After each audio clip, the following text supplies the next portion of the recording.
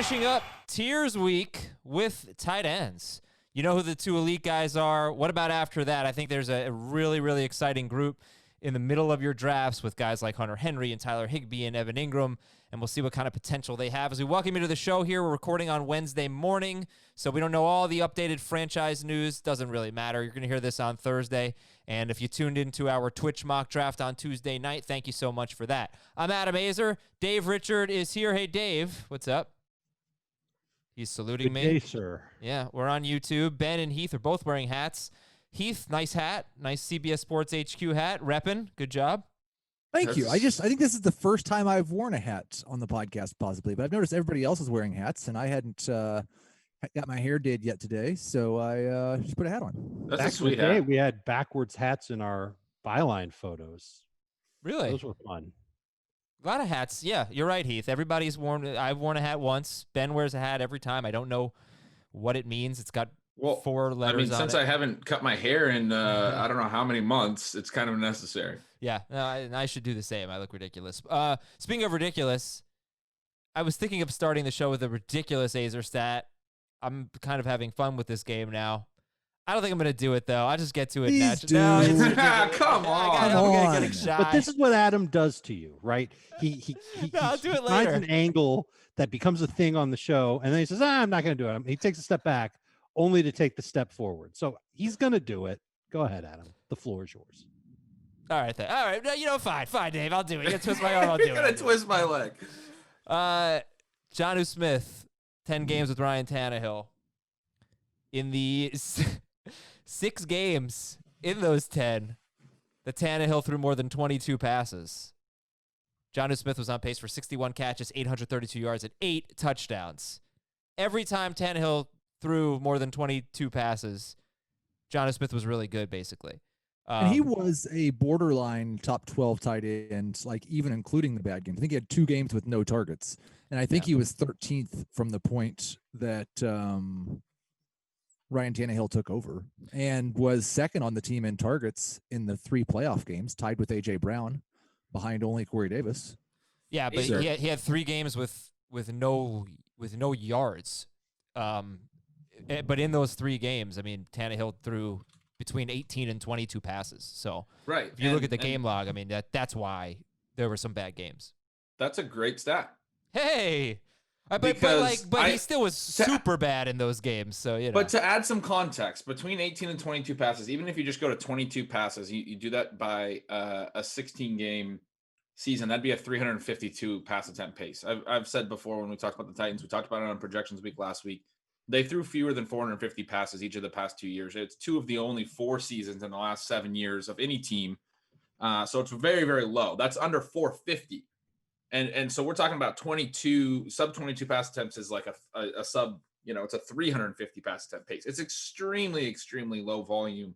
It doesn't sound like that low when you think about it on the per game perspective, when you think of 22 attempts. But like even to average 28 attempts is about, is the low end in the league. And so you should expect the Titans to at least be throwing 20 to 30 times. So there's I think it's notable that anytime they actually threw a reasonable amount of times, and they weren't just this really old school football team, which we've talked about they won't be able to do at will this year. It requires efficiency. It requires them winning games. It's not easy to do that.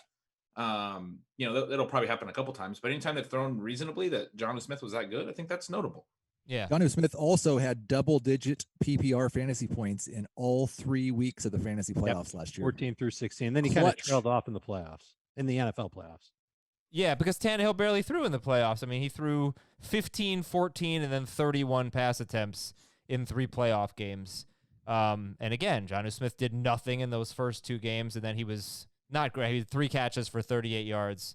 Actually, he caught a touchdown in one of those games, but he had 12 yards. Yeah, right. It wasn't great. So, yeah, no, I mean, that'll just at least open my eyes to what his target share might be, and he could be the second leading receiver on the team, right? And he didn't even play. That coincided when Ryan Tannehill took over, coincided with when Jonnu Smith really started playing a lot of snaps. He did not play, I don't think, even 70% of the snaps before Tannehill became the starter, and he was 80% that week, and then 80% most weeks after from that point forward. That's interesting. And Well, they've already worked out together in Miami this offseason, so that's kind of cool. He's one of those tight ends that's in that tier of guys that have tons of upside that you can get in the double-digit rounds. We'll get to it. We'll get to it, but it's one of many players that might motivate you to draft 2 tight ends this year. Just last thing with the whole snap share thing. It just so happened that Tannehill starting also coincided with Delaney Walker being out for the season. Delaney Walker basically only played when Mariota was the quarterback. He got hurt in week 7. That was Tannehill's first start. Alrighty. So that's, like Dave said, there are some exciting tight ends late, including Jonnu Smith. Some news and notes for you. The Eagles and the Phillies are not going to have fans at their games.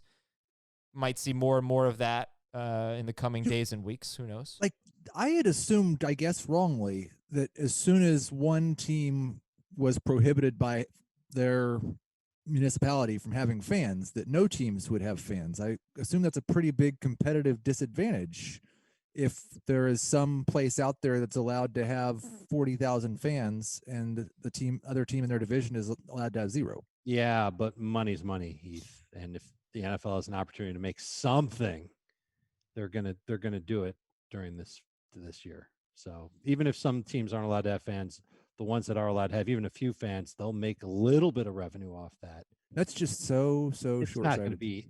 I know, but it's not. I agree with you. It is short-sighted, and they really probably shouldn't do it. But they're looking to try and just get something out of this year. I mean, it's going to be a minuscule fraction of what they normally make, but something.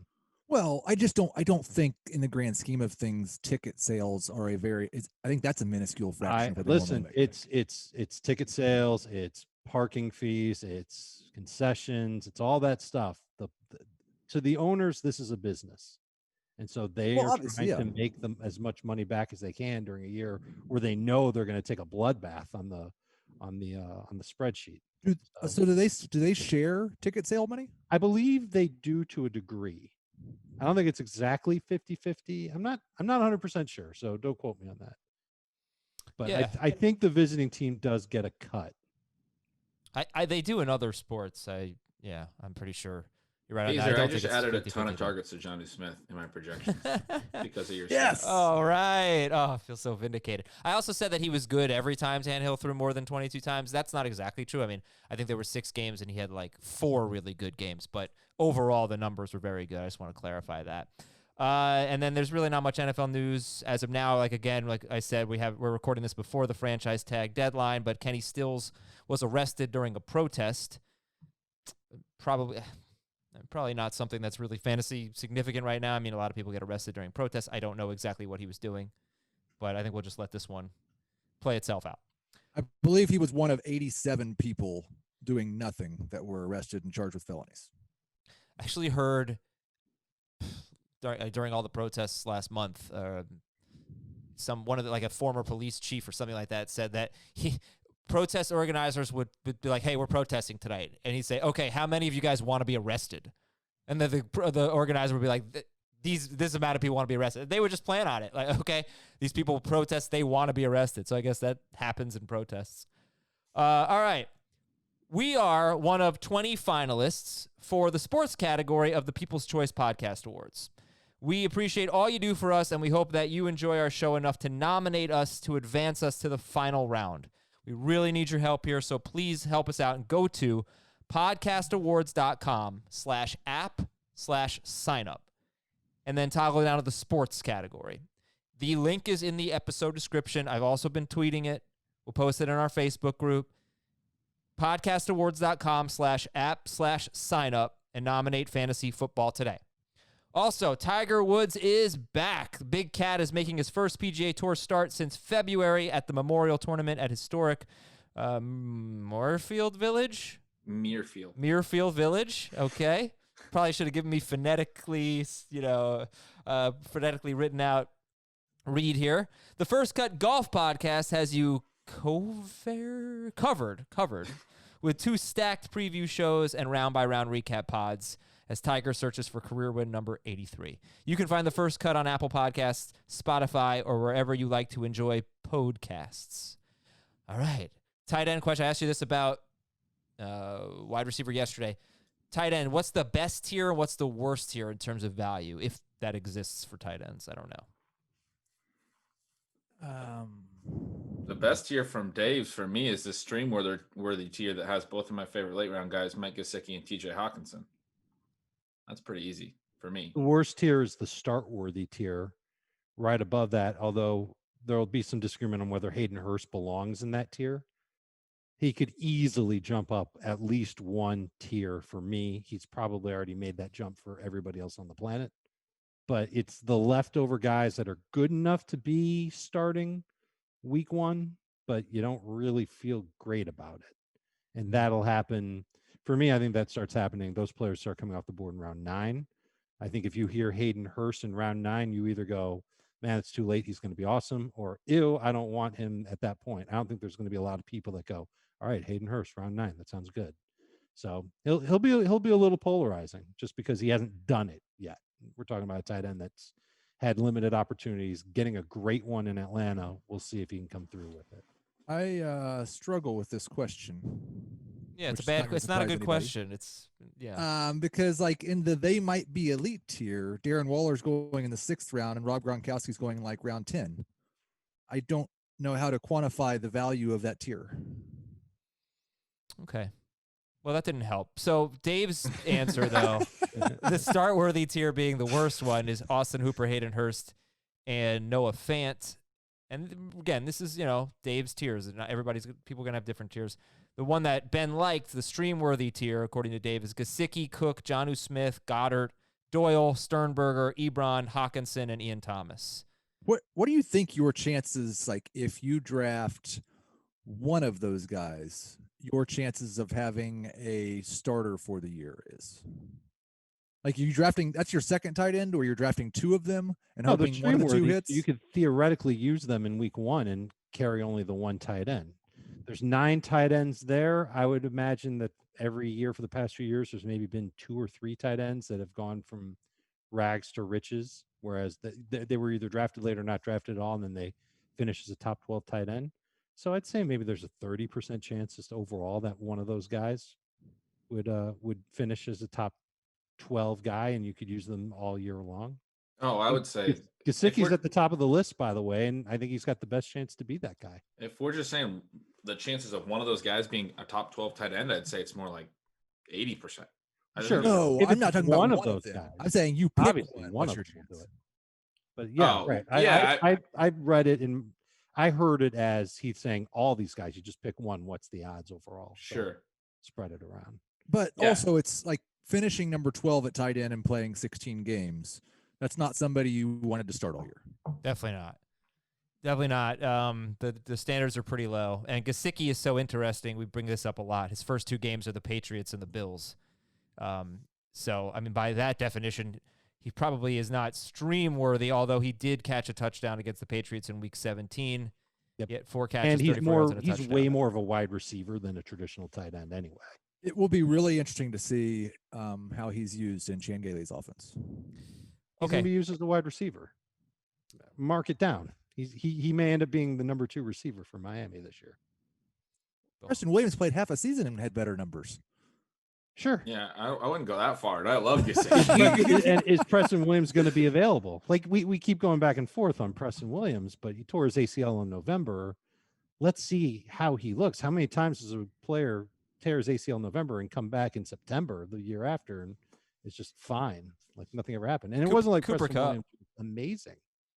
Yeah, I mean, torn ACLs don't scare me that much anymore, but Cooper Kupp's an example, but I can't really think of that many off the top of my head. Adrian Peterson tore it like on Christmas Day or something. Did, yeah. Right? But that's Adrian Peterson. We're talking about Preston Williams. But I mean, but he's much younger than Really Adrian. different athletic specimens. Yeah, I mean, not according to Heath. Preston Williams is a pretty good athletic specimen. Yeah, he's Loves That's the reason he dropped in the draft because of off-field problems, right? I will say I don't know that ranking. He was that good of a specimen, he would have been picked. I don't know that ranking the Miami weapons is really that relevant because Preston Williams and Devonta Parker play on the outside and Gesicki was playing in the slot a ton. So, like, if you think that Gesicki's going to be in that same role, and I do worry a little bit about Albert Wilson, but he ran way more slot snaps than any other tight end in the league. I think it was 100 plus more snaps out of the slot. So if he's in that role again, like he'll be out there, and Preston Williams will be out there, and Devonta Parker will be out there. He pass blocked on 2.4% of his snaps. Jeez. He's a receiver. He's not a tight end. All right, let's get into the tiers. Start with the elite tier. Round 2 guys, Travis Kelce and George Kittle. Yeah, self-explanatory. Anything to say about these guys? The only thing to say is, where are they really worth taking? In the first. I mean, this is like I was just going to say the same thing. This is such a hard decision for me because I think they're both so valuable. You can justify taking them in the first round.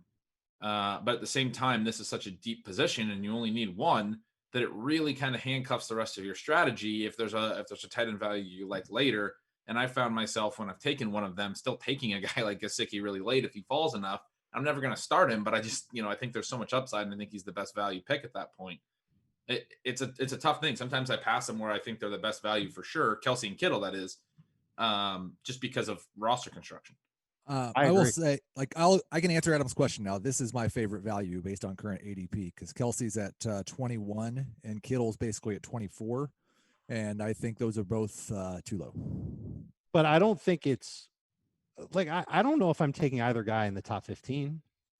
And I don't know how great I'd feel taking Kittle around 18th, 19th, 20th overall. In fact, I wouldn't. Well, then you think they're going to be worse than they have been the last 2 years. Maybe so, but I'd rather attack the other positions for what Ben just said. The tight end group this year, finally, we've got a list of names that we can feel really good about. And even if I miss out on Kelce or Kittle by choice or because other people draft them in front of me, I know I can still get a good tight end as soon as round 3 and as late as potentially round 8. Yeah, I think those aren't mutually exclusive. I think you can say that they're good values and you don't think they're going to be worse, but they're also not someone you want to reach on because of the way it impacts your roster construction. So it becomes a thing where, yeah, they're good value. If you take them, you're getting them later than you probably would rank them just purely based on what their value is. But at the same time, like when you make that plunge, you're committing to a certain strategy. I think I maybe just feel different about the depth. Like it is definitely deep relative to past tight end years, but it's not deep relative to other positions. Like quarterback's a much deeper position. Wide receiver's a much, much deeper position. Running back might be just as deep. Well, I think that comes into play, though, in the second round when you're going, all right, do I take Kelce or do I take Drake or Mixon or something? How is running back or even wide receiver is deep? I don't maybe in sheer numbers, but in terms of ADP, I can draft a tight end that I feel very good about in the double-digit rounds. I won't. I love receivers, but I won't want to start double-digit round receivers and definitely not double-digit round running backs right away. Okay, but I think that the double-digit round tight ends that you feel very good about, you're projecting something onto them that like we can do with wide receivers as well. Like you feel very good about Mike Gesicki and TJ Hawkinson because you think they're going to be much different fantasy performers than they were last year. Or Noah Fant. Yeah. But we had a few of those guys last year that just weren't. No, you make a good point. I mean, we could sit here and I was not going to say this because I don't want this show to be the tight end preview that we're going to do next month. But you can say tight end's so deep, whatever, but I do feel like we've said that often and it's never true. I know that we have guys that we like, but at the end of the day, Kelce always is just so much better than almost everyone else, or at least the top like 4 or 5 guys every year are so much better than everyone else. And Kelce is always number 1, 4 years in a row in PPR. It's not like, I don't know how deep it is because it's deep.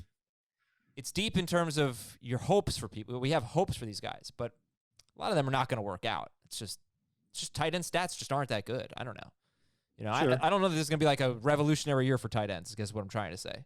That's been talked about for a long time, and it's never really happened. I mean, you can talk about maybe 2018 to a degree it was, but it's not like we had this whole truckload of tight ends just amass huge numbers. It was top heavy. And that's how it was last year. But I think everybody should feel a little bit more comfortable with the talent that's available at tight end to at least begin the season with as reliable starters. The question I'd pose to you guys is Kelce in round 1 or Gronkowski in round 10? which one would you rather have? If you take Gronk in round 10, you got a guy you can start. He's not going to be as good as Kelce, but then you're getting somebody who's really good in round 1 instead of Kelce. And that's there's why obviously an opportunity cost. Kelce gives you a huge advantage, but so does an early round running back or an early round receiver over who you would take late. And it's the same deal with quarterback. I mean, it's the same deal with any position. Like, the difference between what you expect out of Mahomes and Lamar Jackson and what you expect out of your favorite late round QB.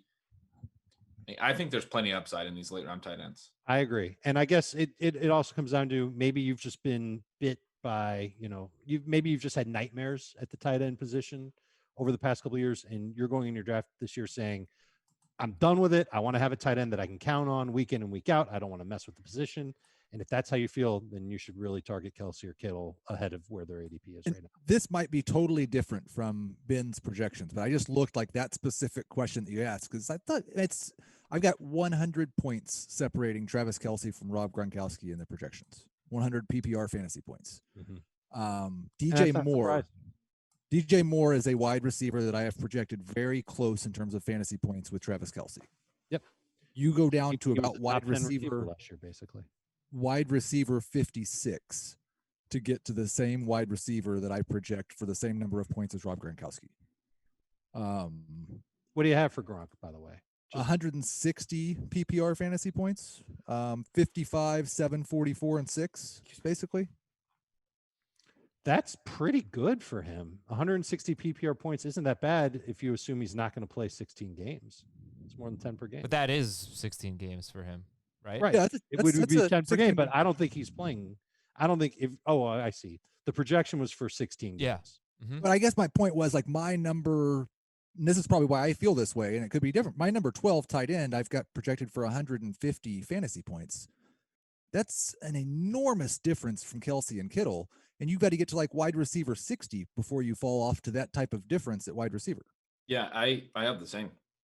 I don't have Kelce, I guess, as high as DJ Moore because I'm really high on Moore, but I have him as essentially top 10, like very back end of the top 10 wide receivers.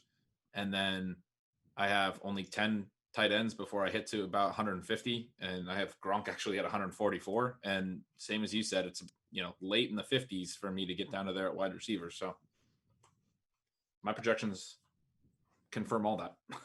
So I just want to ask you one more thing.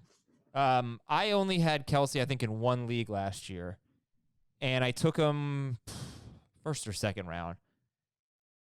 You didn't get him in round 6? I felt like I was disappointed. I don't know. I felt like he did not carry my team the way I really needed him to, and he only had 5 touchdowns last year. That was a big difference. But I kind of think if you're taking him in the first round, no, I'm going to say this for sure. If you're taking him in the first round, he needs to do better than he did last year. He needs to do what he did in 2018. Maybe a little worse than that. He doesn't have to do quite that well because 2018 we had 3 of like the greatest tight end seasons ever with Kittle, Kelce, and Ertz. I'm not sure he has to do that, but he has to be closer to that than 2019, in my opinion. Did you feel that disappointment during the season? Yeah. Adam? Was it a PPR league? I believe it was a half PPR league. Okay, because he caught 97 balls. He had over 1,200 yards. Those are pretty ridiculous tight end numbers. But he just wasn't scoring. He only had 5 Remember, touchdowns. he didn't have Mahomes for a few games here and there. So, like, you would be pretty disappointed from 5 touchdowns from anybody in the first round. Sure. At any position. And I don't really know. But in PPR, he scored 33 more points than any other tight end. And Kittle missed a couple games, but part of it is he's not going to score as many raw points, but you're not going to see that on your ledger, the advantage he's giving you over your opponent's tight ends every week. Right. But if Adam didn't think about that during the season, if at any point during the season Adam didn't go, well, at least I don't have to mess with tight end, then that just it makes it another strike against Kelce being such an early pick for your team.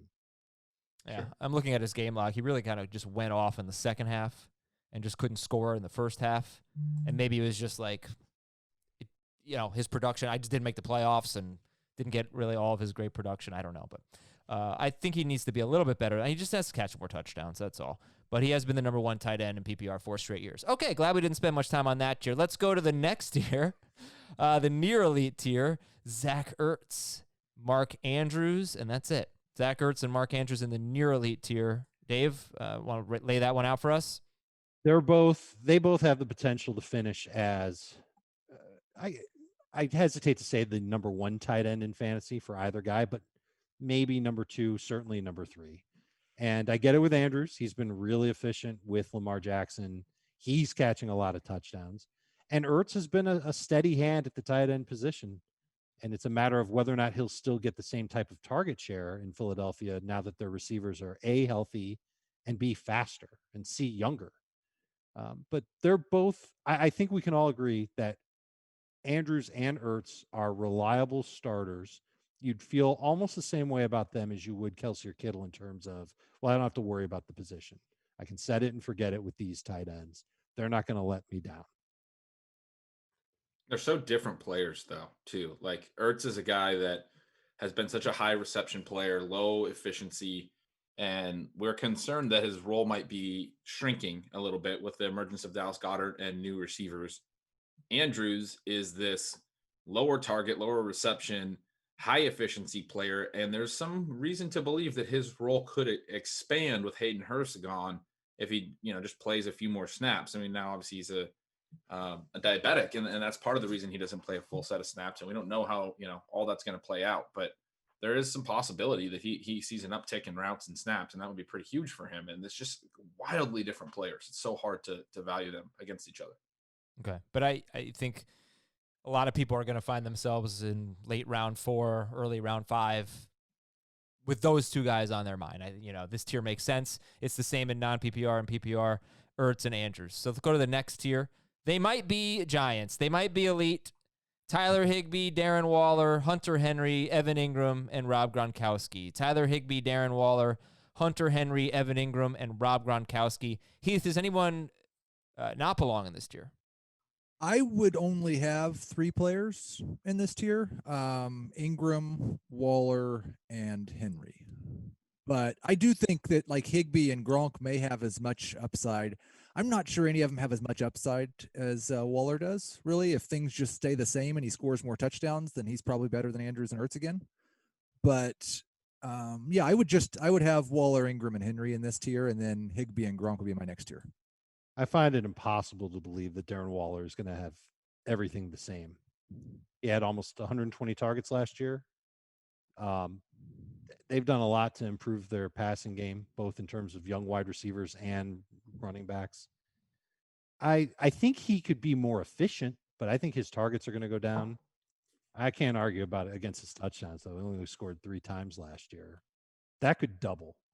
But I bet his catches and yards go down considerably. Yeah, I have his catches and yards going down in my projections, but I have gotten a little bit more optimistic about him after I did projections, because even though I cut him all the way to 94 targets, which is a significant drop from where his role was last year, he still wound up as my tight end 6. So, and I agree with Heath, same tier. I would have Ingram, Waller, and Henry, I think. And I think it's true that the last 2 years in the Gruden Carr era, tight ends are the only position that's topped 100 targets. Oh, that makes sense. It is true. Jared Cook. Yeah. That was when like the entire receiving core fell apart around Cook in 2018. And basically the exact same thing happened in 2019 to Waller. Well, they had Amari Cooper, and he just got 5 targets a game. They had Jordan Nelson. Part of it's Derek Carr. They had Cooper only for half the season. Right, but he averaged 5 targets per game. Who, Cook or Cooper? Cooper. It's so weird. He had 31 targets in 6 games. Right. In some games he had decent target share, and some games he didn't. It was stupid. Yeah. For sure. All right. So Dave, I guess your general reaction to Heath and Ben saying that Waller, Henry, and Ingram have more upside than Higbee and Gronk. Well, they definitely have more upside than Gronk. I agree with that. I love what I saw from Higbee late last year. I would imagine the Rams also loved it. Goff was pretty good in those games. At least his fantasy totals were good compared to the games prior to them with Higbee on the field. And I think Higbee will end up being a staple in that offense. And I love that he was more than just, pure blocking short area tight end. They'd line him up wide. They'd use him on screens. He's more quick than fast. He doesn't have speed to him, but he can make a cut or two in the red zone, and boom, he's wide open for a touchdown. Like if there's the thing that bothers me about Cooper Kupp being ranked where I have him ranked, and I still have him ranked very high, is that Higbee could absolutely eat into his touchdown share. Both of those guys they should turn into like twin best friends for Jared Goff in the red zone. And Higbee was averaging somewhere in the neighborhood of like 11 targets per game in those final 5 games. It was preposterous.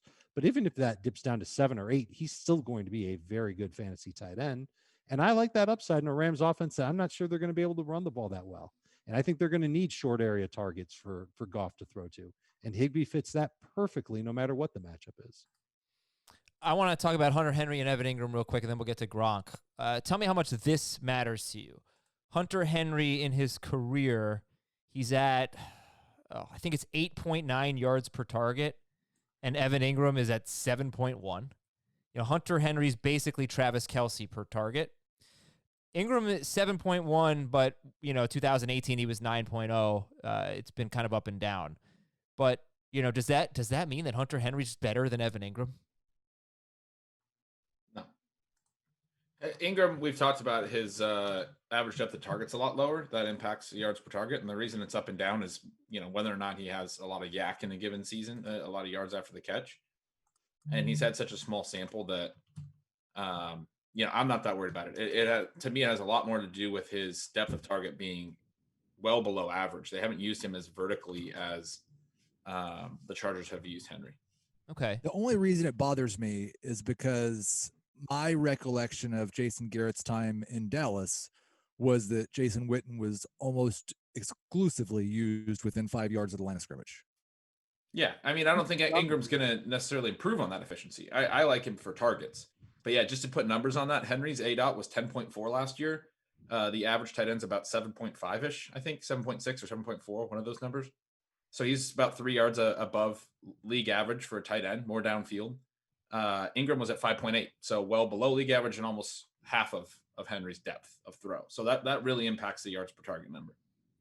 And by the way, last 4 games of this season, last 4 games that Daniel Jones started in the season, Hayden Smith had 20.4% had a 20.4% target share. Hayden Smith was on pace for 100 catches, 880 yards, and 12 touchdowns on 132 targets.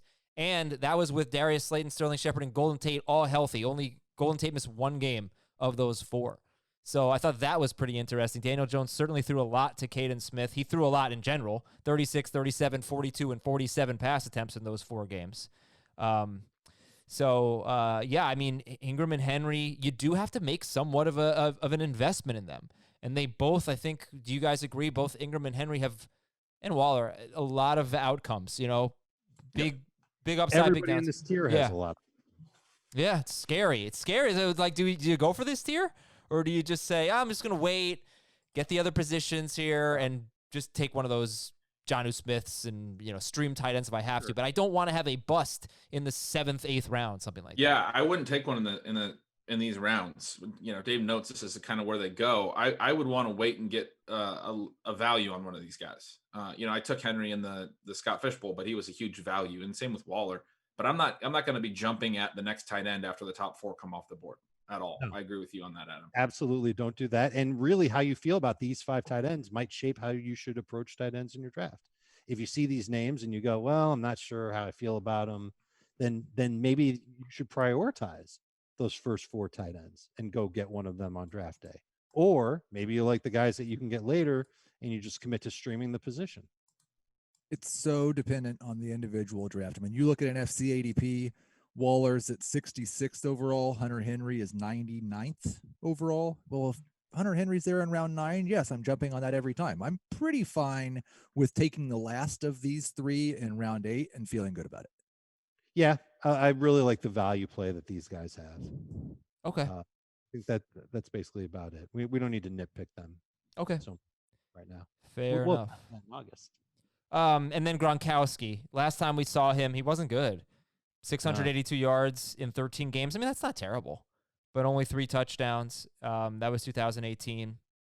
Yep. He was okay. Good enough to be a top 12 guy, but nothing special.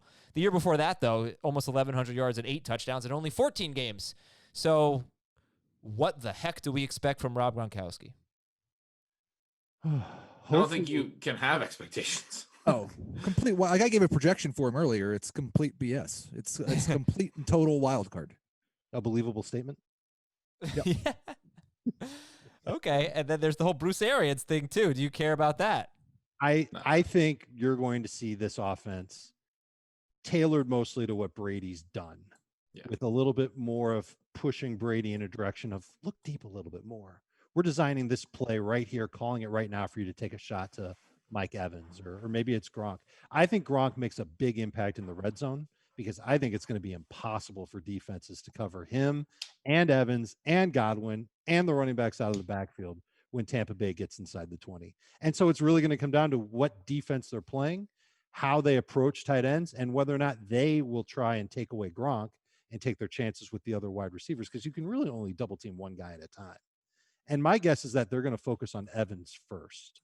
And that means that Gronk could get off to a real nice start this season. Well, and what we don't know is, does Gronk need to be double teamed anymore? It's right. quite That's possible that one guy can cover him now. Yeah, we don't know anything, but I will say, as far as the Arians concerned, Adam, I'm putting way more stock in Brady's history with Gronk than I am in Arians' history with generic tight end. Insert name here. Generic tight. OJ Howard. Do not call him a generic tight end. Yeah, but every other one before Howard was worse name than generic for OJ Howard. Oh man, free OJ Howard. All right, next group, PPR in PPR tier. This is called Start Worthy. This is the one that Dave alluded to, is not really loving the value. Austin Hooper, Hayden Hurst, and Noah Fant. Do Hooper, Hurst, and Fant have the upside of Ingram and Henry and Waller? Is it comparable or a big significant step down? What do you think? Hurst does. Hurst, I mean, if Hurst steps into the Austin Hooper role, which is open for him in a team that will throw a ton, again, they always have with Dirk Cutter, he'll get the targets. And, if he gets the type of targets that Austin Hooper was getting last year, he absolutely has the Darren Waller type upside. Yeah. Those numbers, by the way, are 7.5 targets per game. And that was 2019. That's what Hooper averaged. It was 5.5 targets per game in 2018. So Hooper took a step forward in terms of target share last year. I think Hurst is going to have to earn it.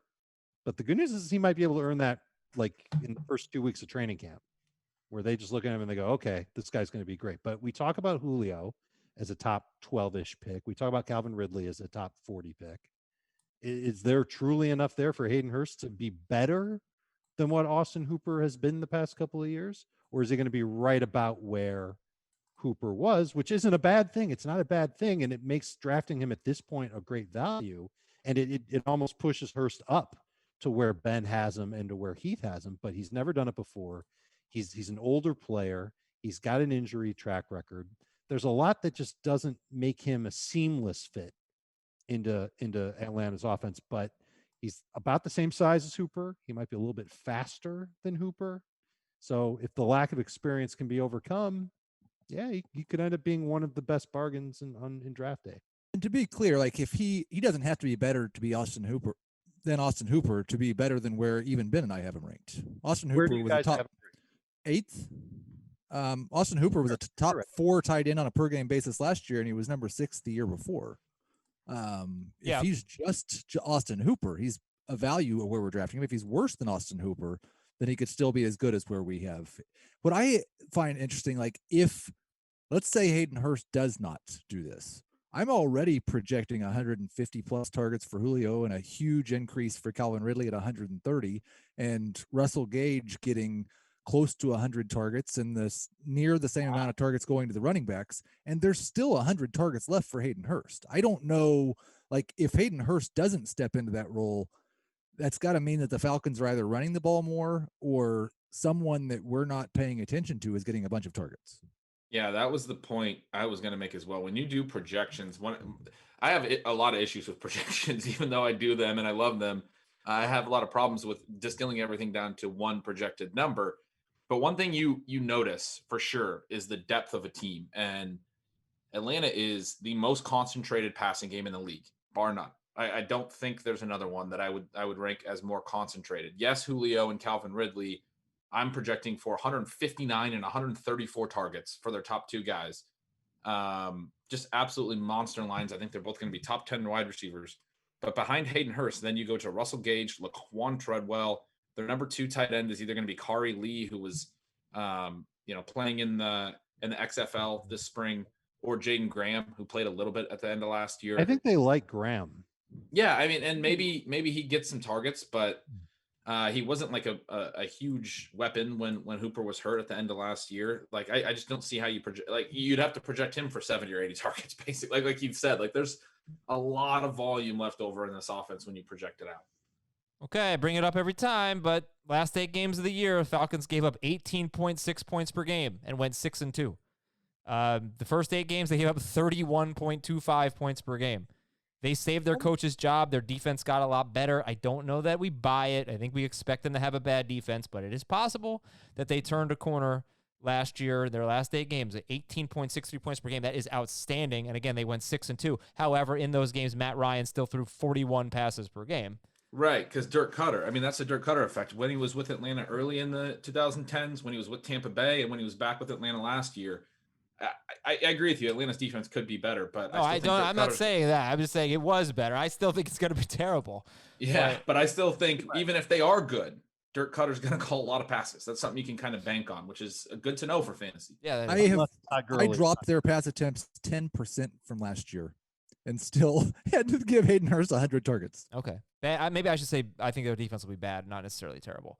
And what? Okay, you talk about him being Austin Hooper the last 2 years because Austin Hooper has been the number 6 tight end in fantasy 2 straight years, but completely different circumstances. 1 year was 13 games, 1 year was 16 games. Like 2018, Austin Hooper. This is why tight end sucks. He was the number 6 tight end with 660 yards and 4 touchdowns. Like that's not an impactful year. That's why Travis Kelce's great because the number 6 tight end often has numbers like that. But last year, he had 787 yards and 6 touchdowns, but before the injury, he was the number 1 tight end in fantasy. And he was on pace for with almost 1,100 yards and 11 touchdowns on 119 targets.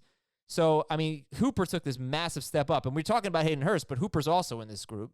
And so is Noah Fant, and neither Hurst. You What's have that? to wonder if Hooper has some of that left in him, even though he's changing teams. I mean, we can poo-poo the landing spot all we want, but Cleveland spent a lot of money to have him there. I'm sure it's to, help take pressure off of all their other offensive weapons and to give Baker Mayfield a big red zone threat. I almost view Hooper the same way I view Gronk. I think he's going to be big in the red zone for the Browns. And I think with the run game being what it is for Cleveland, they could get in the red zone a decent amount of times. Yeah. I have them projected for the same number of targets and receptions, Gronk and Hooper. So that's it. Okay, let's observation. Go to the last tier here. Stream-worthy. And maybe some of these guys are start-worthy. Maybe you draft 2 of them and see what happens. Gesicki, Cook, Jonnu Smith, Dallas Goedert, Jack Doyle, Jace Sternberger, Eric Ebron, TJ Hawkinson, and Ian Thomas. Gesicki, Cook, Jonnu Smith, Dallas Goedert, Jack Doyle, Jace Sternberger, Eric Ebron, TJ Hawkinson, and Ian Thomas. I know Ben loves Mike Gesicki here. You've heard me say a lot of times I have no problem waiting and taking Jared Cook as like the 12th tight end off the board or whatever, and he could be my starter. Heath, who's your guy in this group? Definitely Jonnu Smith is my favorite in the group. And then I'll throw out one more that I don't know if I heard his name or not, but Blake Jarwin should also I definitely consider him as somebody. Like they might start the year out in a shootout with the Rams and the Falcons their first 2 games. I wouldn't mind starting with Jarwin at all. Yeah, that's a guy that I projected a lot higher than I thought because there's a lot of wide receiver weapons and people are concerned. But if you look at the Cowboys last year, another concentrated offense, their top 5 main guys all had 70 or more targets. And I believe no one else on their offense had more than like 25 targets except Jarwin. He was the one guy. Their third tight end, Dalton Schultz, had like 3 or 4 targets all year. And they gave Jarwin this extension. It's pretty clear he's going to be their number 1 tight end. And if they're very concentrated again in an 11 personnel setup where they have 3 receivers getting a lot of targets, plus their tight end getting a lot of targets and not a lot of other guys involved, Jarwin winds up coming out pretty good in projections. Another guy I'd throw out is Chris Herndon that I think is in this group as well. Okay. I'm not a Herndon fan. But I just one more point to make on Jarwin for whatever this is worth. Tight end targets in Dallas with Dak Prescott, they've averaged 106.5 per year. That includes 1 year where Dak targeted tight ends 92 times. There was no Jason Witten. That's 2018. Oh, okay. All right, so here's what I'm going to do. I'm going to go just around the room. I'm going to give you each one player, and I want you to give me 2 to 3 sentences on how we should feel about this player. I'm going to start with Dave with Mike Gesicki. tons of upside, absolutely worth the value in an offense that's got potential to throw more often than not, week in and week out. I think that was like one sentence, like with a lot of commas. Did it? I finally stopped talking. Prepositional phrases. Heath, Jared Cook. Gross, regression, don't. 3 words. All right, Ben, Jonnu Smith. Everything you said at the top of the show. I bumped him up 15 targets because of that. There you go. Dallas Goedert. Dave. A league winner if Zach Ertz gets hurt, 4 or 5 targets per game if he doesn't. Jack Doyle for Heath. Super sneaky PPR tight end. He was a starting tight end the last time Eric Ebron wasn't there. Jace Sternberger for Ben. I don't see it. Behind Graham last year, Mercedes Lewis and Robert Tonyan both got between 15 and 20 targets, and Sternberger didn't get a single regular season target. He did catch a playoff touchdown. But I don't see, like, they're giving him a chance to start. I don't see how he's the clear number 1 tight end in a run-heavy offense. Eric Ebron, Dave. Sternberger has good athleticism and potential to be better than just a red zone threat for the Packers, and maybe even their number 2 receiver this year. Mm-hmm. That's what I think of Eric Ebron. Okay. You definitely don't feel that way about Ebron. TJ Hawkinson. Do you want some words on Ebron or not? Yeah. Go. I think the Steelers are going to use him the same way the Colts did, which is as a red zone threat. Okay. I think he's bad. I think he's potentially bad news for all the other receivers in Pittsburgh, as gross as that sounds. TJ Hawkinson, Heath. Massive upside based on his pedigree and skill level. Probably needs an injury to one of the wide receivers, in my opinion. And finally, Ben, Ian Thomas. Yeah, another really good athlete. My concern is that he's probably going to see a lot of his targets in the short area of the field, which is where Carolina just funnels so many targets to Christian McCaffrey and DJ Moore, and even potentially Curtis Samuel if Robbie Anderson kind of takes over the deep role and Samuel plays more around the line of scrimmage. And that to me means that Thomas is going to be potentially boxed out of a high target role, basically. Okay, we're going to take a quick break here and read some emails when we come back on Fantasy Football Today. Our first email is from Anthony in a beach town in New Jersey, Dave. Is Asbury Park on the beach? I don't think so. Wildwood, I think is. Okay, Wildwood. 12-team PPR, 3 receivers, and a flex. 6 point per passing touchdown. I need to keep one of the following. Miles Sanders in the 6th round, Chris Godwin in the 9th round, or Lamar Jackson in the 12th round. Man, that is tough. Godwin.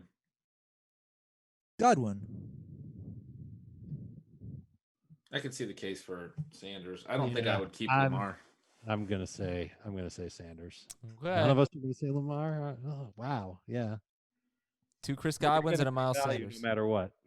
Yeah. Justin from a college town north of Sacramento, California. Let's go with where's Washington State? Where do they play? Pullman, Washington. And I knew that. I'm in a keeper league. Keep one player for up to 3 years at the round drafted for each year kept. I have the first pick. In this type of league, would you reach on a player such as Jonathan Taylor at 3.1 or like a J.K. Dobbins at 7.1 in hopes of using them as a keeper for next year, but still provide potential value this year as well? So the question is, in a keeper league where you can keep a player up to 3 years, do you reach for rookies? So, maybe not great this year, but the next 2 years you could have really awesome value. And now we've reached the part of the podcast where Ben Gretsch gets to talk about Jonathan Taylor.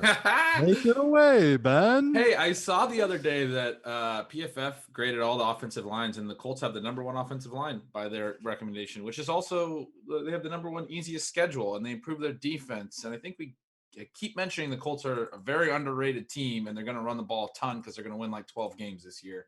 So just throwing that out there. But yeah, they have to answer the question. I'd say, yeah. And I actually like Dobbins better for this strategy. He's a great option in the 7th. If something happens to Ingram this year, he should be a star. Even if something doesn't happen to Ingram this year, when keeper season comes around next year, Ingram's probably not going to be there anymore. And then you have Dobbins at a clear value as a 7th rounder. Okay, how about no name here? No name or city, Dave? Who's this from? This is from Bill in Nantucket. This is actually from Tommy Lee Jones, somewhere in the Southwest. Howdy there, Llewellyn, Carson, Ed, Tom, and Anton. What? Right, that's No Country for Old Men, right? I was thinking it was one of those movies. Yeah, that's why I went with Tommy Lee Jones. I was thinking Where does that movie take place? Is that in Texas? Do we know? You could probably look it up. That It's is a one hell of of the- a movie. That is one of the best movies of the Yeah. last 20 years. Which Patriot is more likely to actually become fantasy relevant? N'Keal Harry or Damian Harris? I'm more likely to become is N'Keal Harry for me. Yeah. And I Probably, really like guess. Harris coming out, but Harry's going to have a better opportunity to start the year. What was that, Heath? Yeah, sure. Heath, have you seen No Country for Old Men? Yeah. And what'd you think? It was good. That's it? Just good? Okay. It was I enjoyed it. Okay, yeah, it's good. This is from Matthew Cutters. Dear Michael, Val, George, Christian, and Ben. Batman. Please, Ben, tell me I didn't screw this up. I traded rookie picks number 5, number 9, and number 15 for A.J. Brown in our non-PPR Dynasty League. Number 5, 9, and 15 for A.J. Brown. Finally, we get to hear. Let's hear it. I don't think you screwed it up that bad. Oh my gosh. Really? So we're looking at probably Lambert Judy should have been that 5th pick. Yeah, probably Lamb or Judy. And if not them, then one of the top 3 running backs. Lamb, Judy, or Dobbins. Yeah, I'd say Dobbins because number 9. I think you're going to like the wide receiver at number 9 better than the running back at number 9. So I mean, an elite, yeah. I mean, this is an overpay, but an elite dynasty player, you typically expect to pay multiple firsts for, right? And so the question is, where do you value AJ Brown? I value him in the second round of startups. I mean, maybe not in non-PPR. This is definitely a lot. And he's right. Like, my initial thought is, I don't know if I would pay this much for AJ Brown because there's a lot of players you could get at 5, 9, and 15. But I don't think he screwed it up that bad when you really think about value. Let me ask you this, Heath. 5, 9, and 15 for DJ Moore or for Chris Godwin. What do you think? Too much? I think it's probably still too much, but I could understand it a little bit more because I think, like, for me, DJ Moore and Chris Godwin are both already top 10 wide receivers and are going to help me win a lot more this year. And they're really 5 years from now, they're probably just as good as AJ Brown. So I still think it's a little too much, but I'd be more likely to do it. Okay. And in non-PPR, again, probably not. This is probably not the best move because if you can get J.K. Dobbins plus, 2 receivers probably at 9 and 15. It's a lot. Yeah. I mean, in theory, you might be able to get like your number 1 wide receiver and another good wide receiver and Burrow. Maybe. Okay. All right. Well, look, if A.J. Brown is awesome, then it might not be that big of an overpay. Like, if he is as good as Chris Godwin or DJ Moore, we shall see. Right. Thank you to Matthew and the rest of the emailers. Thank you to all of you for listening. Tomorrow we're going to do a mailbag. We're going to do some games. We're going to have some fun. We're going to have to figure out which games we're going to play. It'll be a late night for me, coming up with some cool stuff. Maybe we'll do Fantasy Jeopardy, and one of the categories will be Azer stats. We'll see if you can guess my craziness. That sounds amazing. Yeah, we'll see. All right, thanks a lot, everybody. We'll talk to you on Friday. Go win your league. Want more of the Fantasy Football Today podcast and nonstop year-round fantasy advice? It's simple. Hit the subscribe button and hang with us all throughout the year.